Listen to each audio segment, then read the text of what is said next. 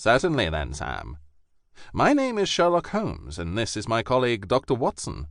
We would like to ask you some questions."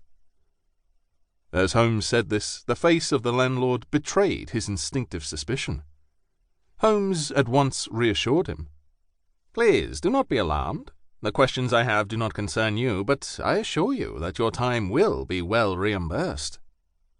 As he spoke, Holmes took a half-sovereign from his waistcoat pocket and laid it rather demonstratively on the table.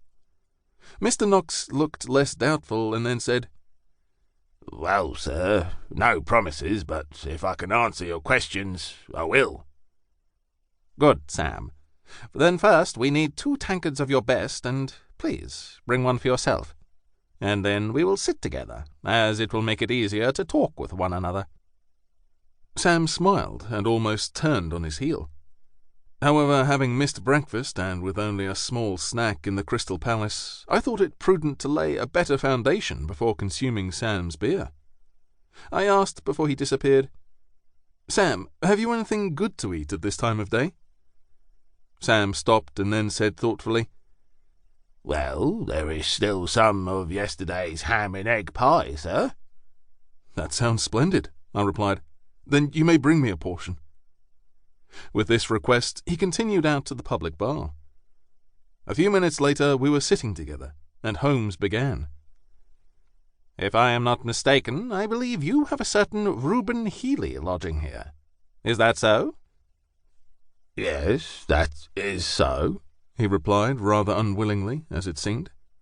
"But, sir, what, if I may ask, as a gentleman like you, to do with a layabout like Healy?" "I do not know him personally, but my colleague here, Dr. Watson, asks me to assist him to obtain a settlement of an account for a treatment some time ago, and for which Mr. Healy has, so far, failed to make the agreed payment."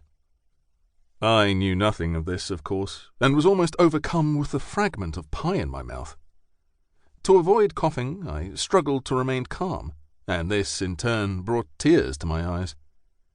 Mr. Knox knew not the reason for my discomfort, and said, with a sigh and with proper sympathy, "Dr. Watson, I understand only too well. During the time he has lodged here, he has all too often failed to pay the rent, and this week is just the same. It's already Friday. The week's rent is due, and I have not seen him. Reuben is a difficult case.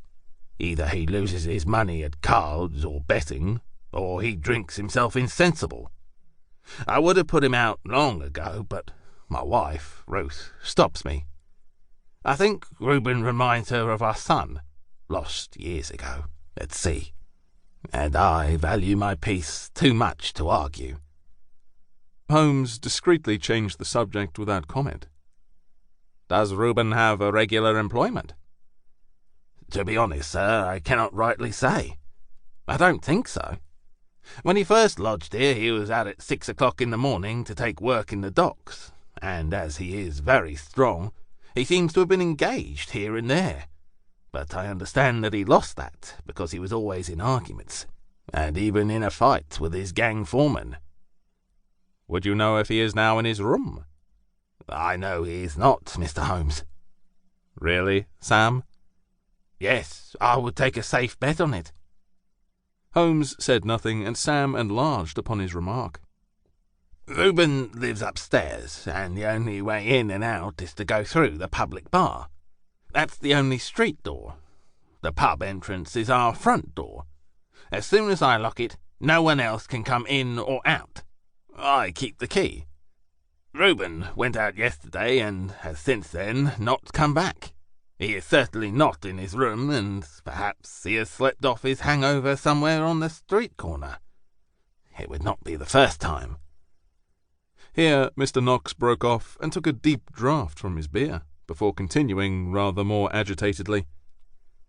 "Mr. Holmes, Reuben was certainly very strange in these last days, and yesterday he was even worse."